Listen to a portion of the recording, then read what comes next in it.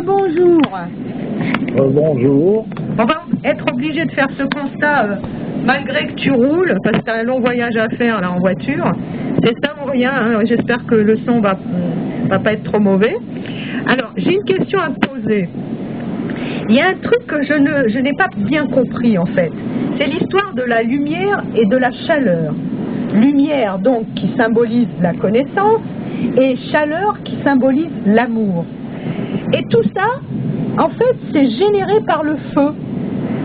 Donc ce feu qui brûle et qui fait des dégâts, eh ben, il est générateur de deux principes, l'amour et la connaissance. C'est incroyable quand même. Oui, non, ben c'est pas incroyable. Simplement, il faut comprendre la position que prennent ces choses-là. Le feu, bien sûr qu'il détruit, mais il détruit ce qui peut être détruit. C'est-à-dire qu'en réalité, le feu, il est le symbole de la purification aussi. Il purifie. Alors le feu, on sait bien, quand il y a un feu, qu'il y a de la lumière qui se dégage et de la chaleur. Ça, c'est clair. Donc le premier symbole qui est visible pour la création sur cette planète, c'est le soleil qui, lui, est ce symbole fondamental de la lumière et de la chaleur. C'est en quelque sorte de là qu'est sorti donc connaissance et amour, lumière et chaleur. Et puis le feu lui-même, il est ce qui purifie. C'est la raison pour laquelle il est dit tu brûleras dans le feu de la connaissance. D'accord. Voilà. Parce que la connaissance comme telle, elle est encore, il y a toujours des degrés au-delà du visible du soleil. Il y a ce qui génère le soleil.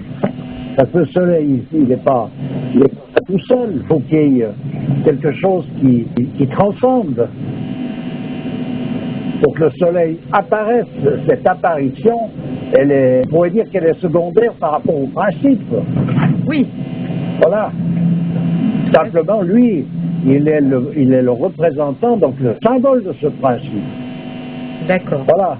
Il faut faire attention toujours à bien mettre ces choses-là au point pour ne pas sombrer dans c'est ce qui a mis en place l'idolâtrie, c'est de se prosterner devant le feu en le considérant comme une entité et en faire un personnage particulier, etc.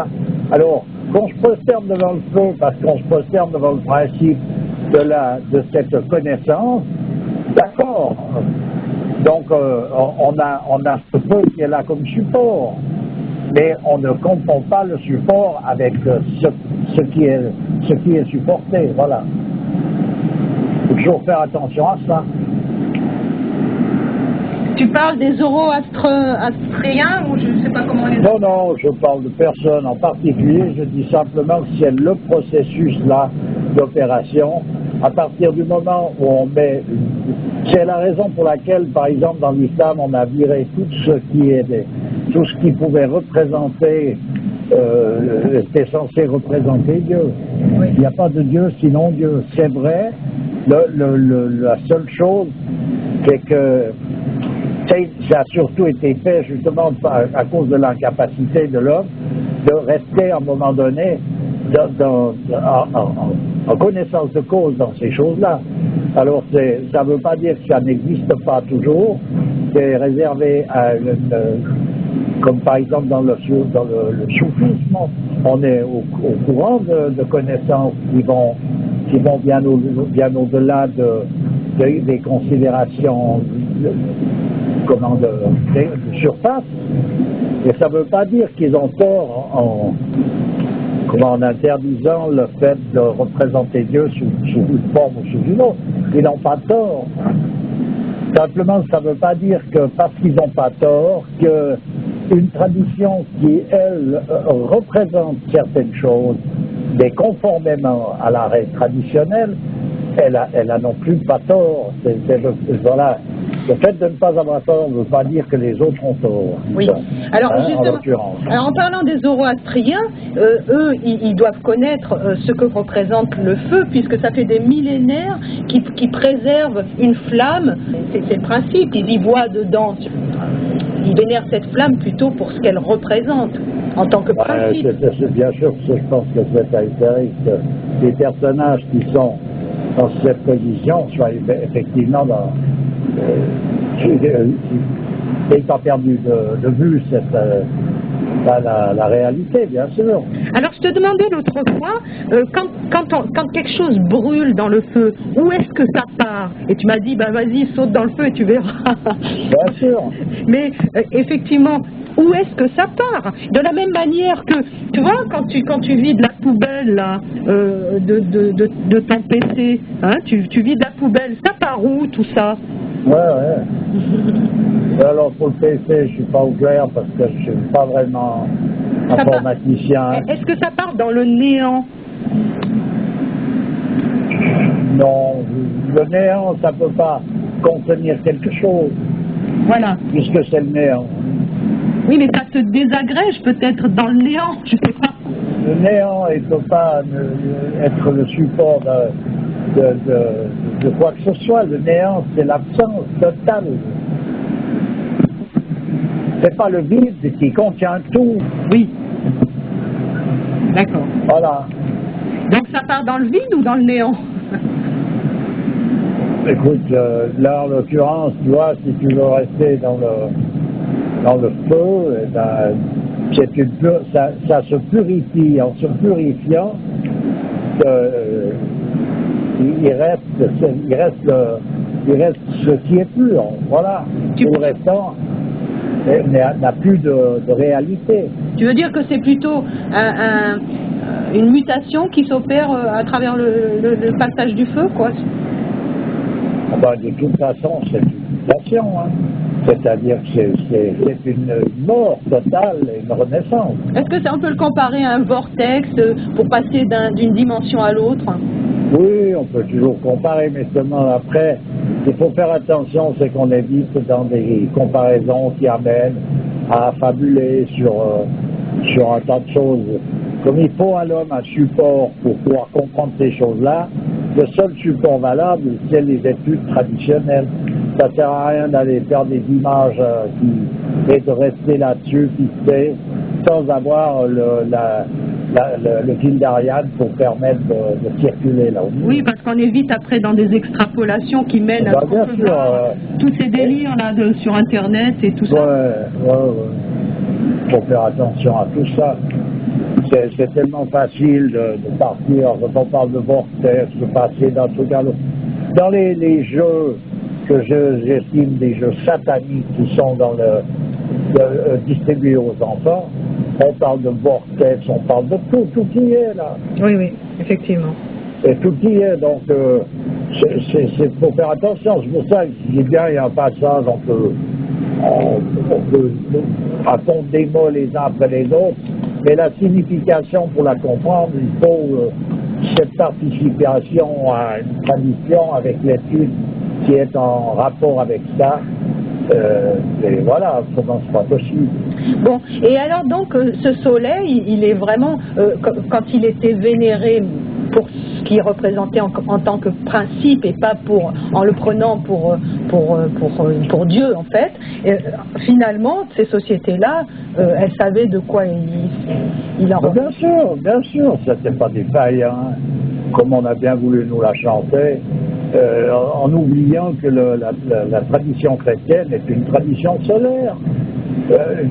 Voilà, pourquoi? Parce que du nouveau, et il n'y a pas de tradition qui n'est pas finalement solaire, dans le sens du fait d'être représentant de la connaissance et de l'amour. Oui. Voilà, alors après qu'on mette l'accent sur une chose ou une autre, c'est possible. Alors en l'occurrence, comme dans l'islam, on parle plutôt de quelque chose de lunaire. Pourquoi? Parce que c'en est le reflet. Évidemment, c'est aussi, bien sûr, c'est le reflet. Qu'est-ce qui est lunaire? J'ai pas compris. Je dis dans l'islam, on s'est basé sur plutôt quelque chose, un aspect lunaire, je veux dire. Oui, le calendrier. Aspect lunaire. Oui, d'ailleurs, le calendrier, il y a tout d'abord. Je ne sais pas d'ailleurs la seule tradition qui est dans ce cas. Et je veux dire par là, la lune, elle fait quoi? Elle reflète cette connaissance Et en l'occurrence, ben voilà. Mais pourquoi on prend plutôt le reflet que l'objet qui se reflète? Je comprends. Pourquoi a-t-on choisi plutôt le reflet plutôt que l'objet qui se reflète? Parce que, en fait, une religion, d'ailleurs, de toute manière, elle est un reflet. Voilà, et c'est un reflet. L'homme est un reflet aussi. Donc, il faut considérer, si on veut prendre... Alors, on peut dire aussi que la création est un reflet, alors. Ah ben, bien sûr. Voilà, alors après, pour comprendre ça, de nouveau, je te dis, après, au bout d'un moment, ça devient incohérent dans la discussion cartésienne. Il faut rentrer vraiment là-dedans et étudier ces symboles de manière pour les placer, parce qu'il y a un ordre hiérarchique, il y a un ordre successif, il y a un ensemble, il faut pouvoir mettre ça, positionner ça juste, autrement, bateau, tu vois. Et là, les discussions n'amènent à rien. D'accord. Voilà. Ok. Il y a toujours un endroit où il faut faire attention, où on est obligé de participer, vraiment, de rentrer dans la cœur. Ouais.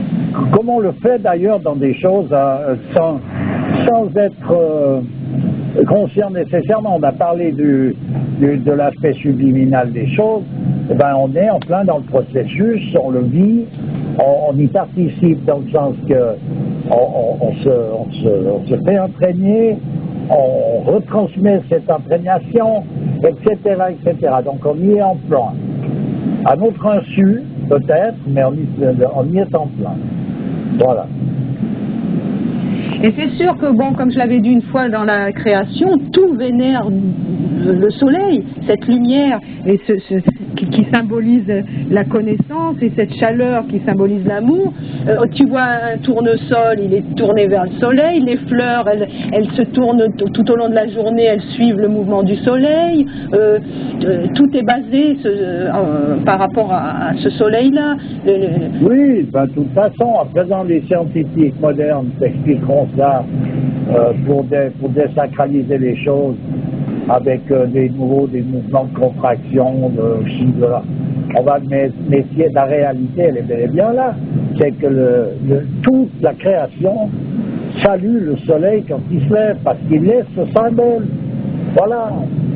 Alors, j'ai bien dit, il est le symbole. Donc, ça veut dire qu'il est là pour représenter la lumière et la chaleur, qui elle-même, en tant que principe, est aussi, donc, de ce fait-là, le dégagement primordial de la connaissance et de l'amour. Et tu vois, aux deux extrémités de la journée, au coucher de soleil, au lever de soleil et au coucher de soleil, on dirait qu'il y a un moment où le temps est arrêté et les oiseaux se mettent à chanter, enfin, à gazouiller, etc. C'est une énergie particulière. On sent qu'il se passe quelque chose dans ces moments-là. Oui, et d'ailleurs, dans l'islam, il est dit que dans ces moments-là, c'est deux prières très importantes et vraiment, il doit y avoir une proximité avec le divin dans ces moments-là qui est extraordinaire en fait. Ah oui, il y a les oiseaux aussi, il y a bientôt plus d'oiseaux, donc c'est difficile il faut bien être attentif. Mais je veux dire, les oiseaux, il y a des moments où ils ont aussi un moment de silence avant de recommencer à chanter, etc. C'est sûr. Non, il n'y a rien à part l'homme, qui peut, lui, être distrait de la route qu'il doit suivre. Et c'est sûr que, tu vois, il y a marqué dans les textes sacrés, il y a des signes pour ceux qui voient. Et effectivement, si tu te mets à regarder tous ces signes, mais tout est d'une cohérence. Bien sûr. Alors, justement, simultanément à ça, il faut bel et bien participer donc à un mouvement traditionnel pour ne pas aller se planter et faire une erreur tout d'un coup qui amène justement à qui a amené d'ailleurs plusieurs peuples à se retrouver en quelque sorte en idolâtrie. Par quel mouvement? Bon, c'est pas compliqué, hein. À un moment donné, on vénère le symbole comme s'il était lui-même le principe qui émanerait directement de Dieu, oui, on en vient etc. Donc on en fait un Dieu. On en fait un Dieu à part entière. Oui, oui. Et donc là, c'est là où les choses se gâtent. C'est pas qu'on vénère quelque chose qui est faux, c'est pas qu'on vénère quelque chose qui est laid, donc de ce fait-là, mais c'est qu'on se trompe dans l'ordre hiérarchique. On rend absolu quelque chose qui est relatif, et de ce fait-là, ça nous met inévitablement dans la position de relativiser l'absolu. Voilà, on en a déjà parlé de ça, ouais. Et voilà où ça se loge. Il n'y a pas d'absolu sinon l'absolu. Il n'y a pas de Dieu sinon Dieu. Absolument. Eh bien, on va finir là-dessus. Je te remercie. C'est toujours avec plaisir. Au revoir.